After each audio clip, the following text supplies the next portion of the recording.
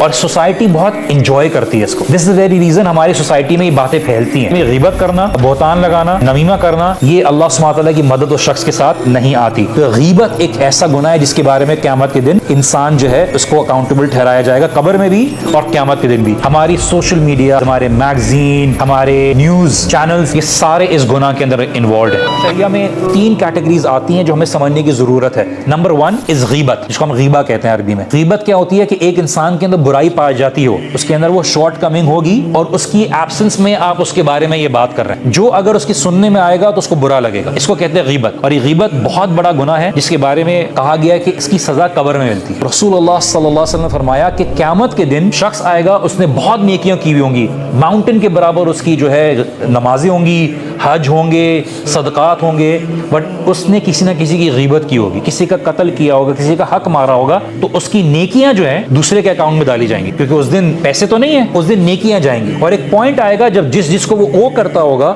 اس کی تمام نیکیاں ختم ہو جائیں گی, بٹ ابھی بھی اکاؤنٹ باقی ہوگا, تو دوسروں کے گناہ اس کے اکاؤنٹ میں ڈالے جائیں گے, بیکاز دس از دا یوم الحساب. اس دن حساب برابر کرنا ہے, انصاف کرنا ہے. تو غیبت ایک ایسا گناہ ہے جس کے بارے میں قیامت کے دن انسان جو ہے اس کو اکاؤنٹیبل ٹھہرایا جائے گا, قبر میں بھی اور قیامت کے دن بھی. اس کے علاوہ دوسری کیٹیگری جو ہے نمیمہ, یہ ہماری سوسائٹی میں بڑی کامن ہے. کیا ہے, آپ کسی گیدرنگ میں بیٹھے ہوئے ہیں, کسی کا ڈسکشن چلا کہ فراز یا احمد کے بارے میں لوگوں نے باتیں شروع کی, تو پتہ ہے اس نے بڑا لون لے کے گاڑی کو سوپڈ اپ کرایا ہوا ہے, وغیرہ وغیرہ کرایا ہوا ہے, اینڈ ایوریبڈی اسٹارٹڈ لافنگ. اب آپ نے کیا کیا, اس میں بیٹھا ہوا ہے احمد گیا ہے اور احمد نے فراز کو بولا کہ تمہیں پتہ ہے تمہاری ایبسنس میں فلاں ایسی بات کر رہا تھا. اب دوسرے کے دل میں دوسرے کے بارے میں برائی آ گئی. اس نے کیا کیا, ایک آلریڈی گناہ ہو رہا تھا غیبت کا, اب اس نے اس کو جا کے یہ غیبت کا جو ہو رہا تھا اس کو بتا دیا, جس کا کوئی بینیفٹ نہیں تھا. بینیفٹ ان سینس آپ بولتے یار be aware of this guy, don't trust this guy, یہ الگ بات تھی, لیکن آپ نے وہ باتیں جو ہوئی ہیں نا اس کو بتانا شروع کر دی. یہ نمیمہ. رسول اللہ صلی اللہ علیہ وسلم فرمایا کہ نمیمہ کرنے والا جنت میں داخل نہیں ہوگا. تیسرا ہے بہتان, جو ہم نے بات کی, کسی کے بعد جھوٹا ایکوزیشن لگانا. ہماری سوشل میڈیا, ہمارے میگزین, ہمارے